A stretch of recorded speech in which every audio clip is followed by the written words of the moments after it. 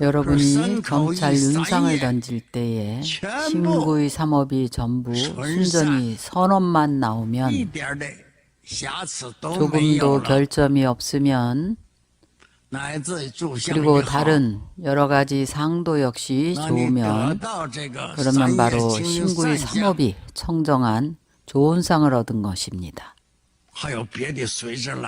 다른 것은 따라오게 되어 있습니다. 무엇이 따라오는가 하면 밤중에 광명이 두루 가득 비춥니다. 참회 시란이 전부 광명으로 가득합니다. 밤중에는 본래 깜깜한 것입니다. 그러나 참회 시란이 전부 광명으로 가득합니다. 이것이 한 가지입니다. 그리고 또 특별한 향내가 납니다. 인간 세상에서 피우는 그런 전단향 향내가 아닙니다. 아주 특별한 향내가 납니다. 동시에 자신의 신체도 아주 행복하고 편안한 그런 느낌이 듭니다. 그런 행복감은 일반적으로 흔히 느껴지는 그런 기쁨이 아닙니다. 이것을 좋은 상, 선상이라고 합니다. 혹은 꿈속에서 불보살님과 함께합니다. 혹은 꿈속에서 어느 부처님 설법을 듣거나 어느 보살님들과 함께 있습니다. 혹은 꿈속에서 부처님께서 오셔서 증명을 해주십니다. 말씀하시기를 선남자여 그대가 이미 청정해졌느니라 손으로 머리를 만져주십니다. 선제 선제라 하시면서 찬탄하십니다. 그대가 이미 청정해졌느니라 내가 그대를 증명해 주겠노라 하십니다. 혹은 꿈속에서 보살님이 오셔서 증명해 주는 것을 봅니다. 혹은 꿈속에 불상이 방광하는 것을 봅니다. 아마 여러분들은 수행자들은 모두 만난 적이 있을 거라는 생각이 듭니다. 그러나 이것이 생사를 유달한 것인가 하면 다만 일시적인 것입니다. 선상이 생사를 요달한 것을 증명하지는 않습니다. 반드시 계속해서 수행을 해야 합니다. 만약 날마다 이런 현상이 있다면 그것은 결정적입니다.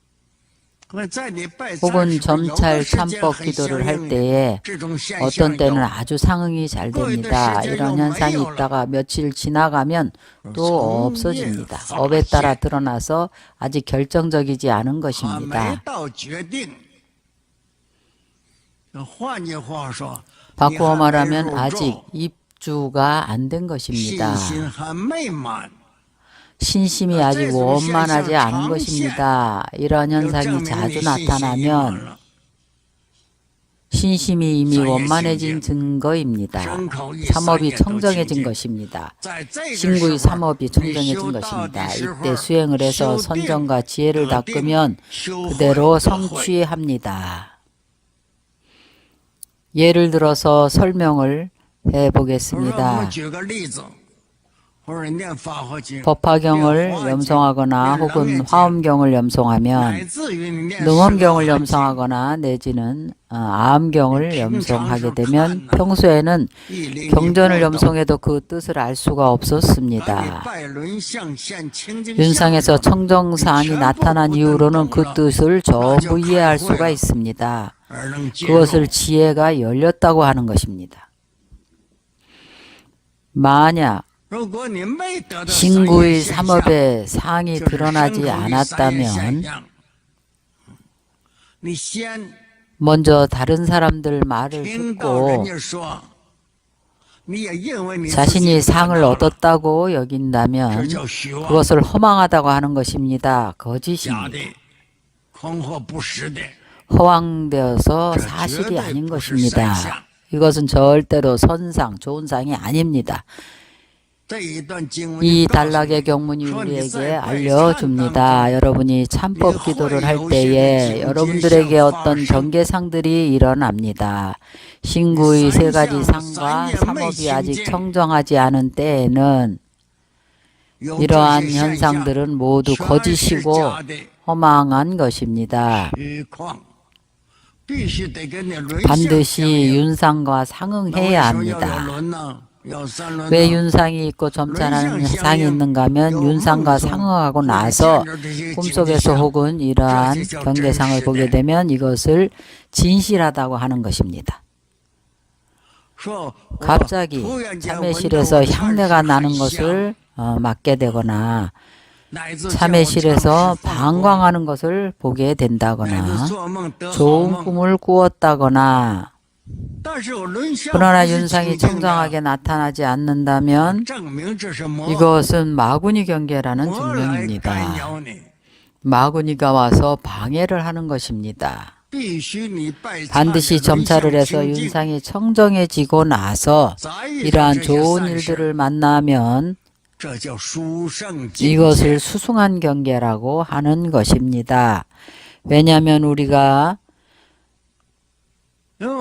점찰 참법 기도를 할 때에 점찰 참법을 배우거나 혹은 자운 참법을 배우거나 혹은 관음 참법을 배우거나 어떤 참법을 배우거나 다 마찬가지입니다. 마음이 아직 청정해지지 않았다면 여러분의 경계상이 꿈속에 이러한 경계들을 만나도 모두 허황된 것입니다. 진실이 아닙니다. 절대로 마구니 경계에 빠져서는 안 됩니다. 기뻐하지 마십시오. 너무 일찍 기뻐하면 쉽게 마구니 경계에 들게 됩니다. 왜 우리가 점찰 참법을 의지해서 참회 기도를 하는가 하면 여기에서는 지장보살님께서 우리를 가피하시기 때문입니다. 그래서 여러분이 마구니 경계에 들지 않습니다. 법에 의지해서 구하고 법에 의거해서 드러나면 절대로 청정해집니다. 허황되거나 오류가 생기지 않습니다. 만약 우리가 기타 다른 참법 수행을 하면 기타 다른 대승경전을 독송하면 혹은 꿈속에서 수승한 경계상을 보게 된다면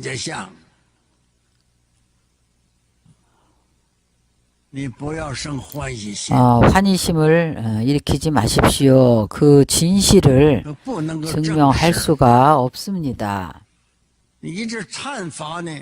점찰 참법을 의지하면 점찰 참법대로 기도하면 윤상이 진실을 증명해 줍니다.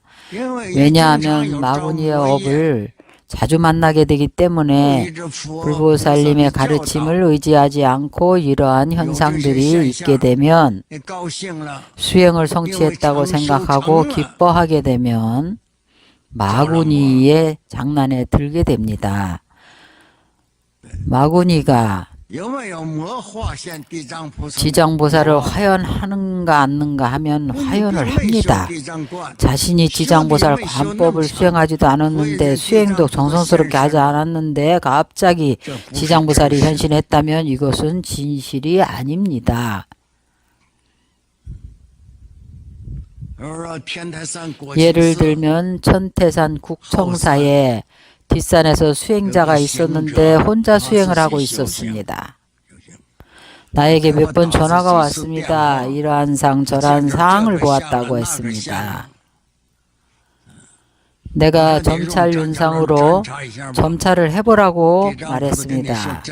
지장보살님께서 진짜인지 가짜인지 말씀하실 것입니다. 후에 그가 나에게 전화가 왔습니다.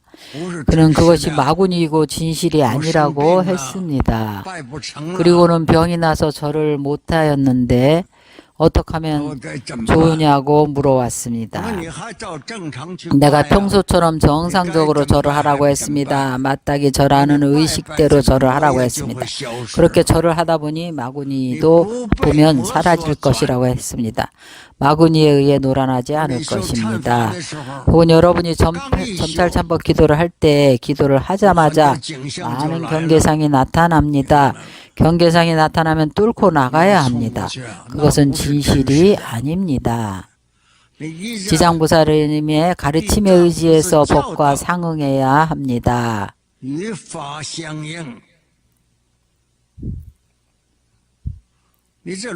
자신의 윤상이 아직 삼업이 청정함을 얻지 못했는데 갑자기 좋은 경계상이 나타나서 여러분의 수행을 방해하면 혹은 향내를 막는다든지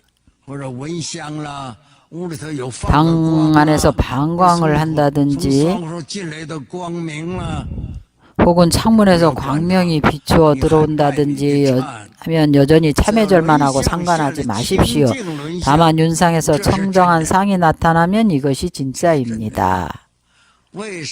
왜 우리가 점찰참법 기도를 하고 왜 보살의 증명을 구해야 하는가 하면 허망한 상을 취해서는 안 됩니다. 그러면 쉽게 마구니 경계에 들어갑니다.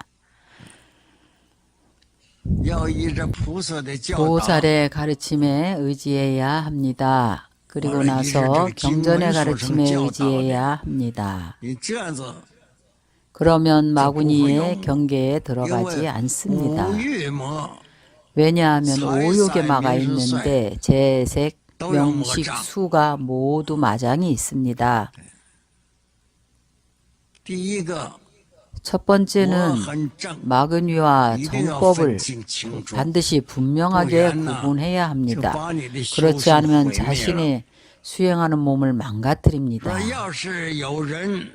만약 어떤 사람이 출세간에 성근의 기초가 있어서 마음을 섭수함이 맹렬해서 예리한 사람은 내가 이때 마땅히 제도할 몸을 놔두어 현신하리니 대자비의 광명을 놓아서 그를 편안하게 하고 모든 의심과 공포를 여의게 하리라. 혹은 여러 가지 신통변환을 나타내어서 혹은 다시 자신이 경험한 선과 악과 과거의 숙명을 기억하게 하리라. 혹은 그가 좋아하는 것에 따라서 그를 위해 여러 가지 심오하고 중요한 법을 설하리라.